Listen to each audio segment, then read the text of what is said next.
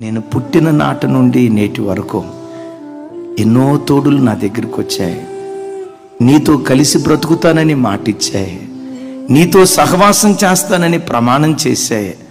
అన్ని తోడులు నేను కోల్పోయా, కానీ పుట్టిన నాటి నుండి నేటి వరకు నీ తోడు మాత్రం నాకెన్నడూ దూరం కాలేదు. అమ్మ తోడు కోల్పోయా, నాన్న తోడు కోల్పోయా, కడుపున పుట్టిన బిడ్డల తోడు కోల్పోయా, మనవల తోడు కోల్పోయా, చివరికి కట్టుకున్న నా భార్య తోడు కోల్పోయా.